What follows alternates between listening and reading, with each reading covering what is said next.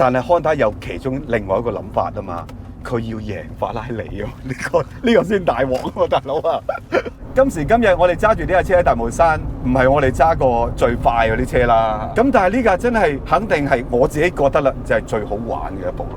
你知唔知而家新嗰啲 MR 車，你一轉得多咧，就係佢後邊 Torque Vectoring 幫你啦。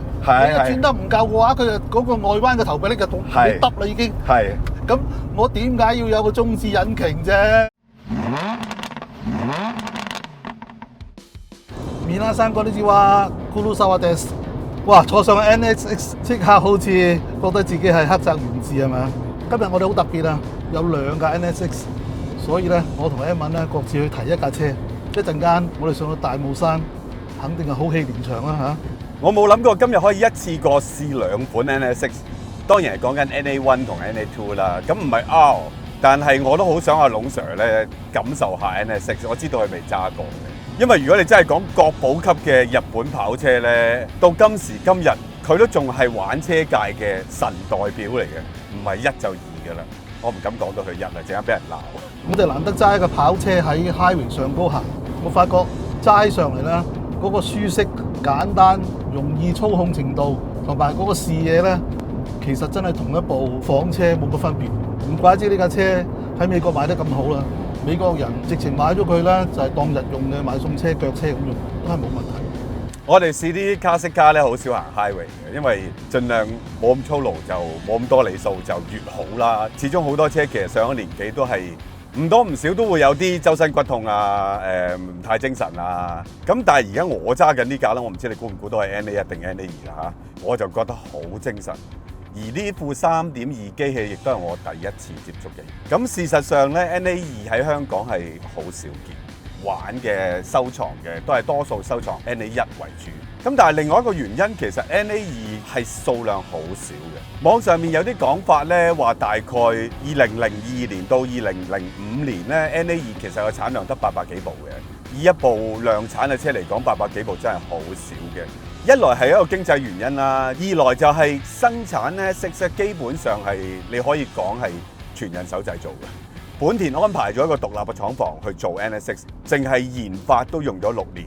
而當中最經典嘅故事，當然大家見到阿冼拿着住對爛佬鞋喺 Suzuka 賽道試架 NSX 啦。網上面亦都好多文章講，冼拿其實參與 NSX 係好深嘅成個發展計劃。其中冼拿講過一句咧。佢試完車之後就同本田啲人講架車有少少脆弱咯咁樣。哇！呢一句對於一路都好客氣氣嘅日本人嚟講就真係我一棍毆穿個頭咁滯。因為佢哋喺做緊尾期嘅時候咧，已經覺得目標已經達到咗㗎啦，就係個車架剛度要夠高，高過同年代嘅保時捷、法拉利、林寶堅尼，馬力亦都有250幾、280匹之間。換言之，本田工程師咧已經好驕傲嘅對呢個未出世嘅 BB， 但係冼拿講一句之後唔得，又要搞過。咁佢哋又將架車咧移咗去 Nürburgring 嗰度咧，再做一啲比較長時間嘅測試。咁一路咁樣去調教完咧，件事就圓滿咗啦。就係個剛性咧喺個 concept 之上再提升50%，哇！好得人驚。咁到呢部車真係賣街啦。我喺香港咧，大概20年前度就揸過架自動波嘅，都係私人嘅車嚟嘅。但係無論係 NSX 嘅 NA1 或者 NA2，你只要刨下網上邊嘅文章，你就知道，話呢架真係本田瞓身之作。呢部亦都係我好想阿龍 Sir 試嘅車嚟嘅，因為 NSX 我當年試嗰部雖然係自動波，但係我已經覺得哇好美妙啊！成架車，好朋友係要分享下啲好嘢㗎，係咪？不如你又講下。NA1 同 NA2，你會中意邊個樣多啲咯？係咪有啲多餘咯？我諗大部分99% 都係中意 NA1 嘅跳燈嘅，但係都唔緊要，留言講下。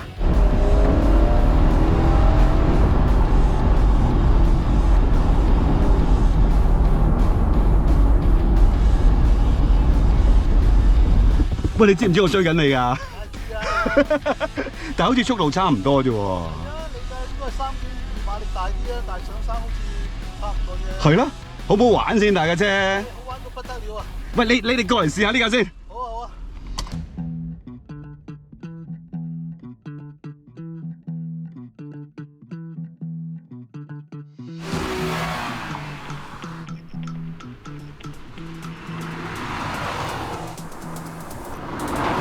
哎呀，我忘記咗你幾時生日添？你係幾月份生日㗎？我7月份生日喎。哎呀，應該呢兩架車留翻7月份同你試嘅，因為呢架係我其中一架好中意嘅車嚟嘅。好多年前揸過一次，一路都難忘嘅嗰種感覺。但係我就冇接觸過3.2，咁今日我先揸嚟嘅就係3.2。頭先追住你真係好似感覺差別唔係好遠。係啊係啊，嗱我今朝成朝揸咗嗰架3.0啦。N1啦，你嗰架係啦。跳上嚟呢架咧個 engine 大咗，明顯覺得嘅。一鬆熱力子一比，有覺得佢好力咗啦。再揸落咧，尤其是喺大帽山啊，因為佢多咗個波啊，佢嗰個 gear ratio 咧係密咗啊。咁你2波低咗啦，好容易進咗油。係啊，頂爆咗3波咧，又好尷尬。係啊。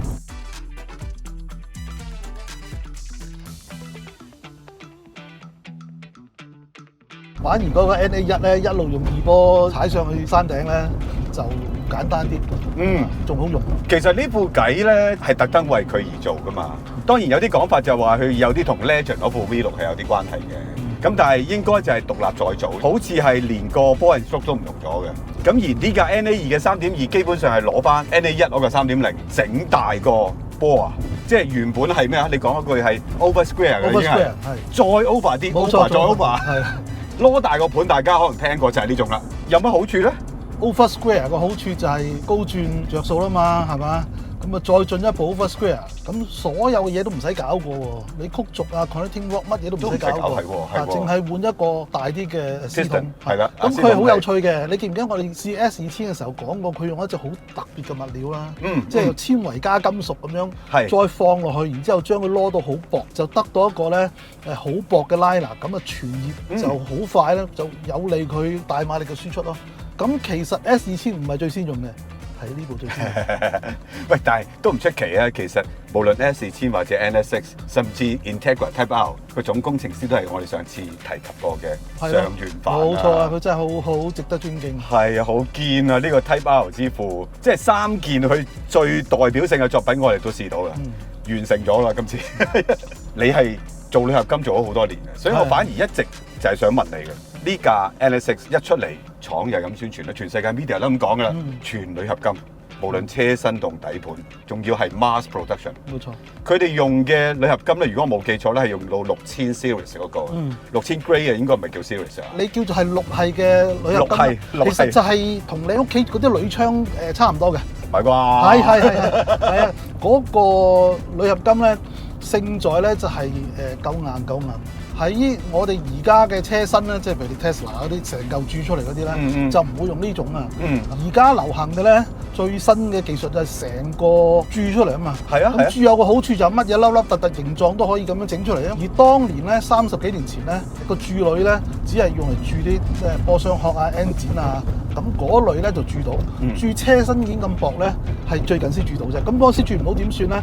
就用飛機啊，或者工業啊，或者家庭裏邊嗰啲窗啊，成都經常用嘅6系鋁咯。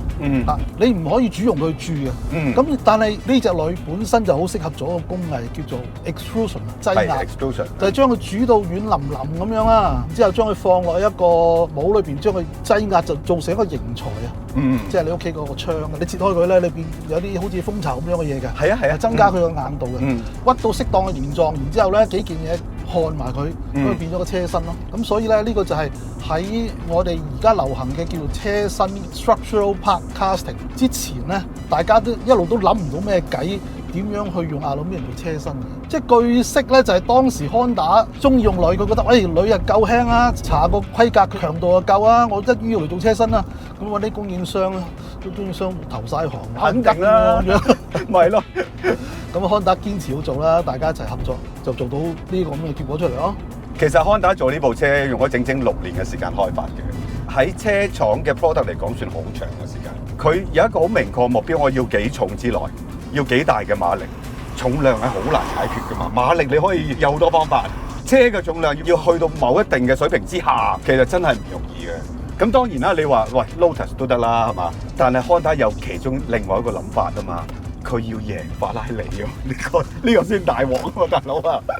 即係你試想像80年代又冇車廠係咁公然話想挑戰法拉利啊、保時捷啊，我要喺 sports car、super car 度，我就做一部出嚟同佢哋困過贏嘅要。咁所以成個諗法就係我 power 要夠大，車身要夠輕，即係馬力重量比要好咯。咁引擎最終用 V6，亦都係因為咁嘅原因啦。咁但係車身輕，諗翻轉頭，我哋試過咁多舊嗰啲 Honda 咧，喂強項嚟喎，車身輕係。係啊，有幾時難到佢啊？不過呢架係再誇張啲，就係我連物料都係用你哋冇諗過嘅。即係喺幾廿年前，鋁合金做車身係真係破天荒㗎。係啊，當時係第一架嚟嘅。我睇到個數字咧，淨係個 weight body 啊，即係有埋門、有埋頭冚、尾冚，得200零幾公斤嘅啫，好得人驚喎呢個重量。咁當然成架車冚埋，仲有好多嘢係變咗1300幾啦。咁但係都係好輕嘅，因為以280匹嘅 V6 引擎，呢個重量係相當輕。另外一個目標就係佢哋 study 過所有呢啲咁嘅 supercar，佢哋發現有一個問題。點解當其時嘅 supercar，譬如91啊、328啊、Lamborghini 嗰啲，硬係咁辛苦嘅揸得，視野又唔好啦，坐又唔舒服啦。係架車係好勁好快，但係真係唔係好想日常用。咁啊但係呢架你揸落去咧，呢架車真係令到我完全出乎意料之外，即係唔單止易揸啦。嗱，你坐落去除咗係你一上車嗰個坐姿係好矮嘅，但係你坐定咗之後，你望下啲鏡啊，望下啲玻璃啊，望下啲柱啊，望下睇下倒後鏡，望下後面啦，係好清楚，同你揸房車冇分別㗎喎。係啊，所以我話冇壓力，其中就係個視野啦。個視野夠通透咧，你揸得快又好，揸得慢又好，就係減少咗你好多壓力嘅。咁另外呢架車冇改過任何嘢嘅，包括我哋另外一架 NA1 都冇改過嘅。你諗下，舒服喎架車，即係咁樣行係唔覺得係好 harsh 嘅成個感覺。你回想翻我哋嗰次試嗰架911 G Series，都係80年代啊，早少少嘅，其實有啲 harsh 嘅。係啊。你預正我哋喺元朗揸到嚟大帽山，又快又慢又塞車，咬頭回旋處又邊啲巴拉嗰樣嗰樣，我諗你會揸到一身汗嘅，有少少。哇！呢架開住個冷氣，遊下，舒舒服服。個幾力子係輕嘅。係啦。個風油軚咧幫到力之餘咧，個軚感係唔疏離嘅。個臂力咧就更加係標準嘅日本車嗰種好清晰嘅範圍啦，同埋個虛位係好少嘅。你揸快咧有揸快另外一種感受啊或者體驗啦。你當佢一架慢車咁揸去買餸咧又唔慢嘅喎，所以唔怪之即係喺美國好多人買嚟中意做腳車有段時間。係啊，個尾箱大到咧，即係喺呢類車嚟講係好大好大。呢樣嘢咧就有古仔。呢架車啱啱出嘅時候咧，我個人咧，我覺得佢樣咧好似怪怪地嘅，睇慣嗰啲法拉利嗰個車尾冇咁長啊，覺得好奇怪咁樣啊。今朝早我打開個行李箱，我一望我就知道，值得嘅，值得嘅，直頭擠兩個篋都得啊！即係好冇諗過呢一類車係咁。其實呢啲正正就係 Honda 想做呢部車要贏嗰啲所謂 supercar 其中一個手法。我唔係同你做翻相同嘅嘢，我做啲唔同嘅嘢，但係我嘅性能係同你有得困嘅。咁事實上佢一出嚟之後，除咗個價錢令大家好嘩然之外，其實世界嘅汽車傳媒咧都讚不絕口喎呢架車。頭先我哋講過啦，一坐落嚟係一啲難度都冇。普通嘅私家車嘅用家坐落嚟咧，好輕鬆揸得掂。然之後再將佢放上去賽車場嗰度啊，放去 Nürburgring 嗰度啊，做出嚟嘅成績咧又非常之厲害。係啊，咁樣辦法唔得到讚譽咧。咁啦，你啊首先掂晒兩部車啦，而家你除咗講個引擎爭少少，其實唔係好大分別啊。大帽山我講緊啊，仲有冇其他分別先？個分別都幾大嘅喎。首先呢支波棍咧，個行程短到好似以前幾十年前九巴嗰啲半自動波咁。係啊，我講細細個嗰個。係啊，滴下就搞掂㗎啦嚇。另外一個分別咧就係嗰堂軚啦。雖然大家都係電軚啦 ，NA1 喺慢車嘅時候咧，基本上係唔幫你嘅，你要好大力扭嘅。而呢架咧由頭到尾都幫你，好輕鬆。咁由於嗰個動力個輔助唔一樣啦，嗰個調教唔一樣咧，所以揸上嚟兩架車嘅感覺係完全唔同。嗱，陣間你試下揸就知啦。喂，但係咧呢架車咧用電軚咧都算幾創新㗎，當年。係啊，好早嗰陣時。係啊，呢架係直頭係純電咁樣推啊，即係唔係電推油嗰種。冇錯，佢就係支軚軸下低咧。就有一個摩打去幫手。咁頭先揸又唔係好覺喎，即係唔係好虛無嗰種喎，又 OK 喎。咁但係你講到 NA1 咁重，我又試下真係。重得嚟咧，滋味無窮。滋味無窮。係啊，咁嚴重。好，而家即刻轉去 NA1。好。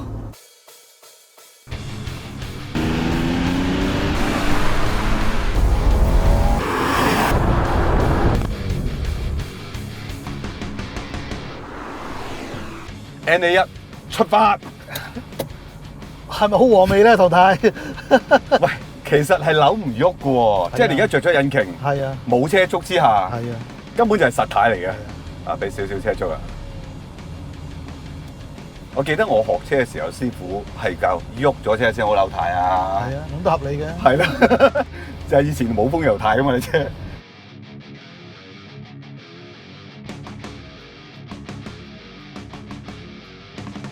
我好有印象咧，當年香港出嘅時候就 Acura 啦，咁啊賣到唔知100-1萬度，好貴嘅，好貴嘅。咁唔單止香港人話貴，全世界都話呢架車好貴賣得，因為大家聯想唔到Honda賣到呢個價。咁但係你睇下佢真係人手做，仲要有一間專門嘅工廠，我200零人就係專做呢一款車。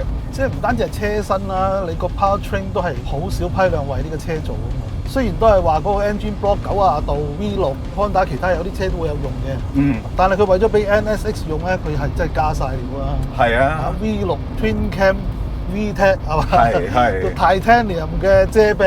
喂，但係 Titanium 遮柄當其時係咪好少用㗎？喺量產車。係啊，真係嗰啲 Formula One 咁嘅級數咧先會用。真係好抌本喎，Honda成件事嘅。因為 Titanium 嘅強度咧係比鋼仲要高幾倍。咁我哋一般嘅 connecting rod 咧好多都用鋁做。鋁嘅強度咧就等於鋼嘅大約1半度啦。咁你可想而知，如果 Titanium 同鋁比咧，個強度咧就10倍8倍嘅。但係可以輕幾多咧？鋼嘅比重係7.8啦，Titanium 4點幾。鋁咧都成3嘅，所以其實如果一樣咁大嚿咧，Titanium 仲重過鋁少少添。但係因為我強度勁啊嘛，我可以偷到好薄啦。咁於是乎就反過嚟咧，我可以做一個比鋁更加輕嘅 connecting rod 咯。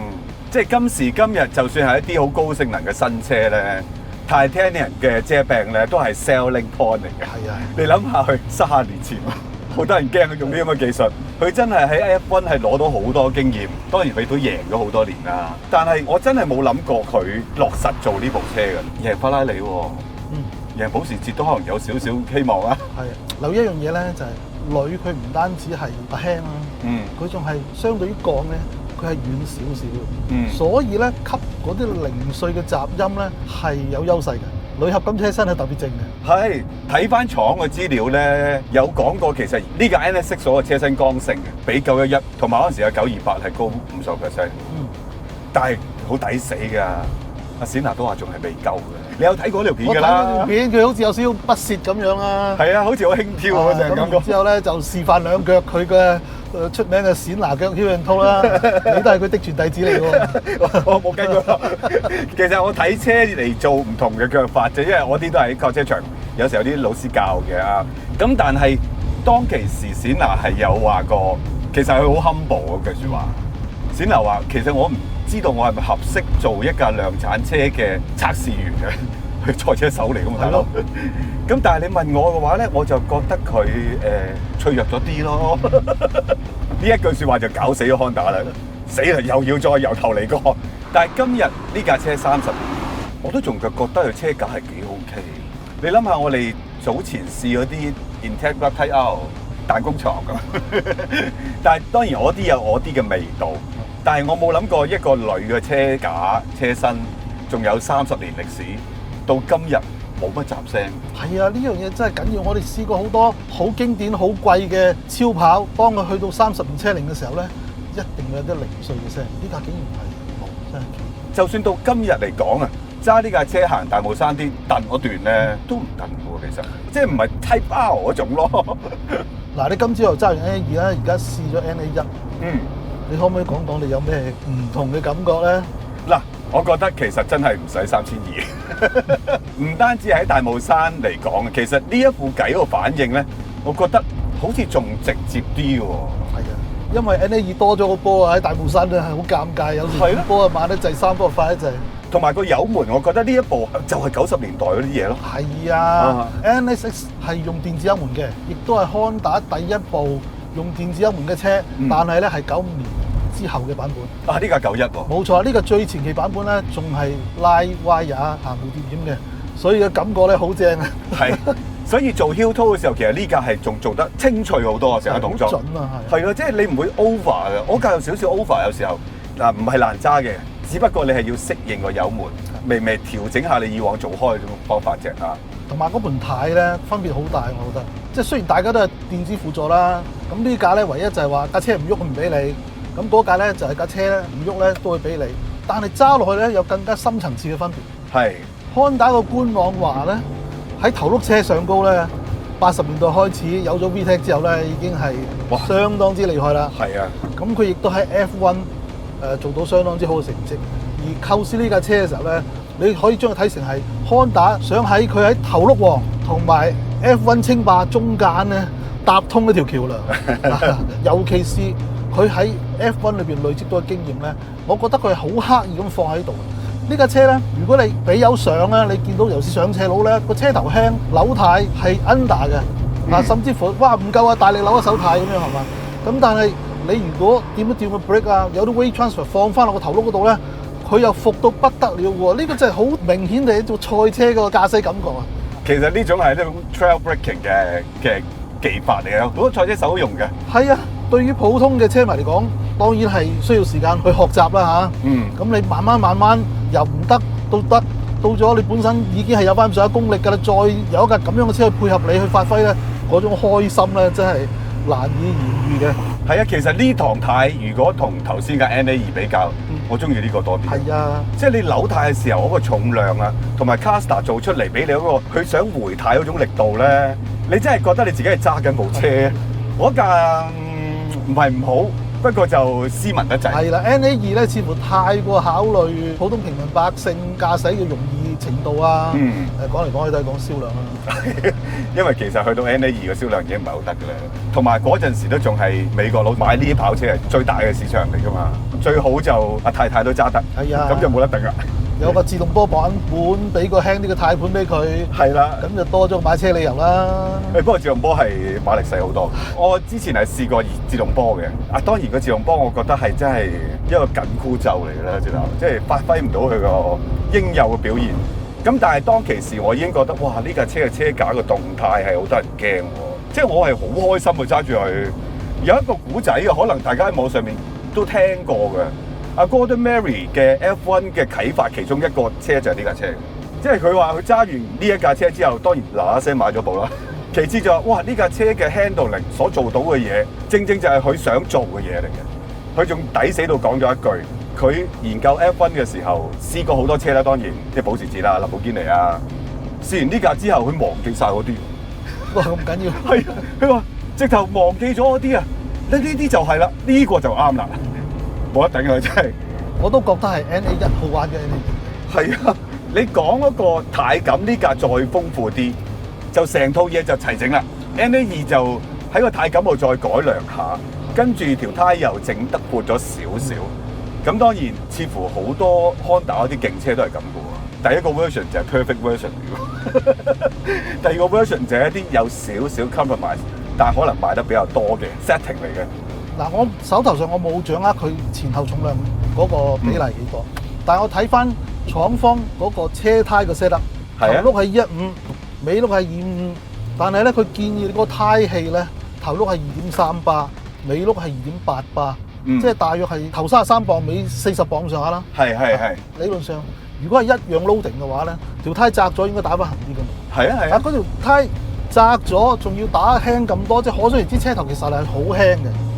一個咁輕嘅車頭，機器喺後邊，動力喺後邊，咁然之後咧就再俾一個咁直接嘅轉向軚盤俾你咧，就真係一架 B 版嘅 F1，我覺得係。不過咁講，雖然話佢用咗好多 F1 嘅技術，甚至成個概念擠落去，但係呢部車跑山路都好得㗎。